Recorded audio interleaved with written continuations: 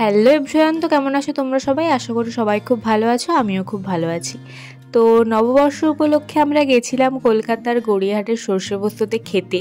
তো সেই ব্লগটাই অনেক দিন থেকে পড়েছিল, আপলোড করা হচ্ছিল না।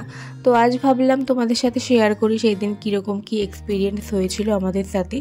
তো অলরেডি একটা শর্টস পোস্ট করা আছে, তো তোমরা চাইলে দেখে নিতে পারো।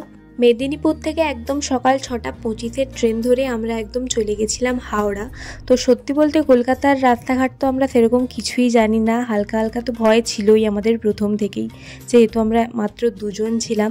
কিন্তু প্ল্যানিং যখন হয়েছে আমরা তো ক্যান্সেল কিছুতেই করব না, তো যা হবে দেখা যাবে এই ভেবেই আমরা বেরিয়ে পড়েছিলাম। হাওড়ার ওই ফুড কোর্টগুলো থেকে একটা করে পনির র্যাপ খেয়ে একদম গড়িয়াহাটের বাস ধরে নিয়েছিলাম।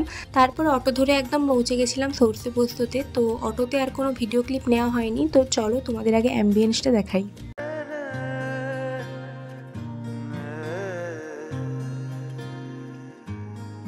লাগে না লাগে না আজ জিয়া তুই ছাড়া, ডাকিতা জাগে না চাই হৃদয় তোর সাড়া। লাগে না আজ জিয়া। আমার তো অ্যাম্বিয়েন্স অ্যাভারেজ লেগেছে। তো যাই হোক, যেহেতু আমরা নববর্ষ পারপাস গেছিলাম তো সেই জন্য দুজনেই শাড়ি পরেছিলাম। তো কেমন লাগছে অবশ্যই জানিও কমেন্টে। তো প্রথমেই আমরা অর্ডার করেছিলাম একটা আম পান্না একটু রিফ্রেশিংয়ের জন্য। তারপরেই চলে এসেছিলো আমাদের সেই ভাইরাল থালি 299-এর, তো যেটার জন্য এত দূর থেকে আসা আমাদের।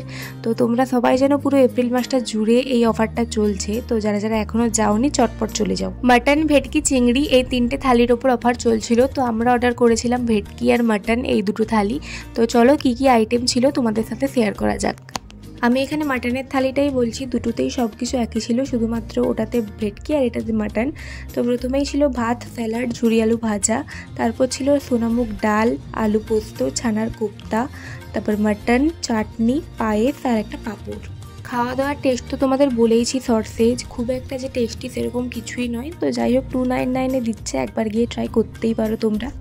তারপর খাওয়া দাওয়া করে একদম আমরা বেরিয়ে পড়েছিলাম বাড়ির উদ্দেশ্যে। তো তারপর আমরা হাঁটতে হাঁটতে বাসও পেয়ে গেছিলাম।